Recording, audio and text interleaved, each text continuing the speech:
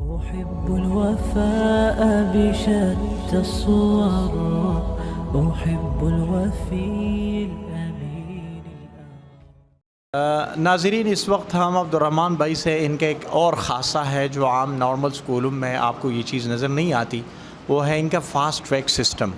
अब fast track system क्या है, कब इसमें बच्चे लेते हैं, किस उम्र में लेते हैं, ये अब्दुर्रहमान भाई से पूछेंगे कि इसकी ज़रा हमें हमारे लिए एक्सप्लेन करें। अच्छा, फ़ास्ट ट्रैक का जो सिस्टम है ये हमने 2018 में आजमाइशी तौर पे शुरू किया। 4 साल इस पर आजमाइश की और 2020 के अंदर 2022 में ड्रीम वर्ल्ड में कॉन्फ्रेंस की थी हमने सारे पेरेंट्स के साथ मिलकर। एक सेमिनार था, उसके अंदर हमने इसको ऑफिशियली अनाउंस किया था कि हम इसके अंदर बच्चों को एडमिट भी करेंगे और इसको पढ़ाएंगे भी। इसमें हम लेते हैं 11 साल से लेकर 14 साल की उम्र के बच्चों को। इसमें लेवल 1, 2, 3 हैं। उस लेवल के अंदर इसमें एक तो हाफिज़ बच्चे हम लेते हैं और ऐसे बच्चे जो स्कूलिंग उनकी उम्र ज़्यादा हो गई और स्कूलिंग किसी वजह से रह गई थी पीछे, यानी अगर वो 10 साल के बच्चे थे, 11 साल के बच्चे थे, तो क्लास 5, 6 में होना चाहिए था और उनकी स्कूलिंग जो है 1, 2, 3 तक महदूद हो गई थी। कोविड की वजह से वो रह गई या किसी और वजह से भी, या स्कूल में जाते भी थे तो नॉर्मल ट्रेडिशनल पैटर्न की वजह से वो नहीं पढ़ सके, तो ऐसे बच्चों को हम इसमें लेते हैं फ़ास्ट ट्रैक में।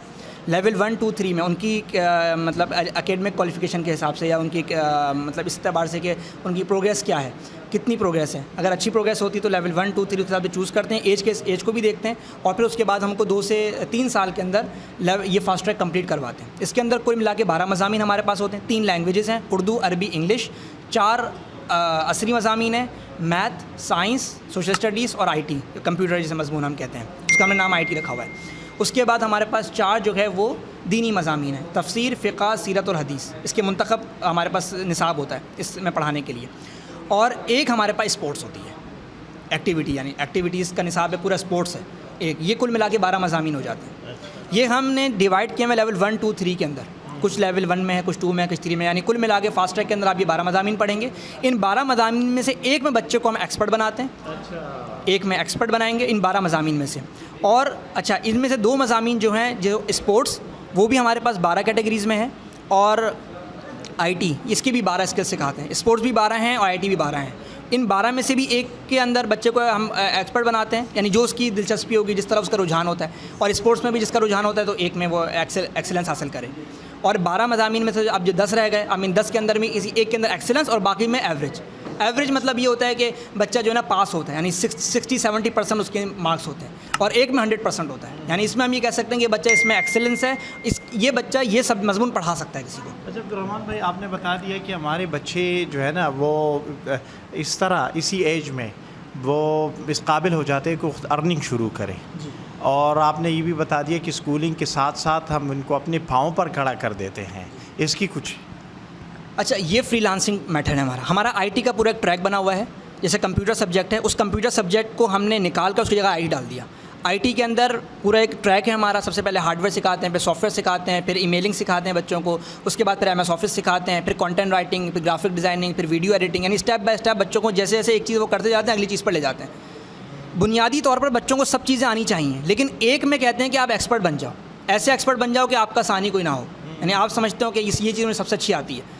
अपने शौक़ के अतबार से एक में एक्सेलेंस करो, बाकी चीज़ें बुनियादी तौर पे सीखो। अभी तक हम डिजिटल तक हम पहुँचे, यानी अपने ट्रैक को फॉलो करते हुए डिजिटल तक हम पहुँचे, डिजिटल मार्केटिंग तक। इसके नेक्स्ट स्टेप फ्रीलांसिंग है। फ्रीलांसिंग के बाद फिर कोडिंग और इमर्जिंग टेक्नोलॉजीज़ है। ये इंशाल्लाह हम मैट्रिक लेवल तक बच्चों को सिखा देंगे इंशाल्लाह। इमर्जिंग टेक्नोलॉजी का हाउ नो बेसिक उनको होगी। इमर्जिंग टेक्नोलॉजीज़ के अंदर क्रिप्टो करेंसी है, आर्टिफिशियल इंटेलिजेंस है, उसके अंदर फिर ब्लॉकचेन है, ये सारी चीज़ें फिर इमर्जिंग टेक्नोलॉजीज़ के अंदर आ जाती हैं।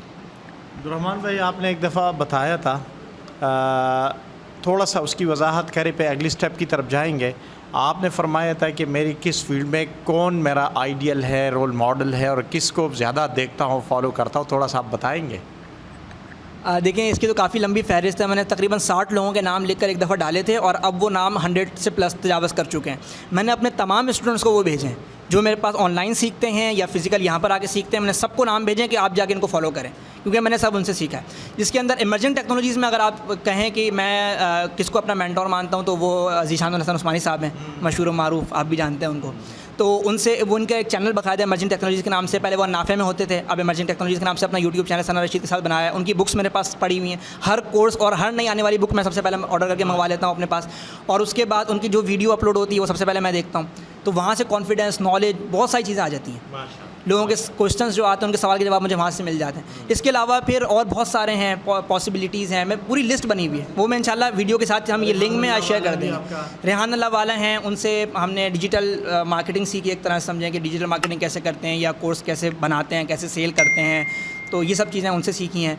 और इनसे सलमान आसिफ सिद्दीकी साहब से मैंने ये जो सेल्फ़ लर्निंग का मेथड है ये मैंने उन्हीं से लिया है।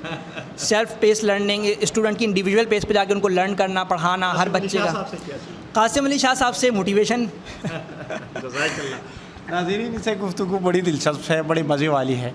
अब हमारा आखिरी जो एक सेशन है, आखिरी जो है वो इनके स्टूडेंट्स हमारे पीछे, यहाँ हमारे कैमरामैन के पीछे बैठे हुए हैं और इस वक्त रात को ईशा की नमाज़ के बाद भी ये लर्निंग कर रहा है, तो हम इनसे भी पूछेंगे कि क्या हो रहा है। जज़ाकल्लाह।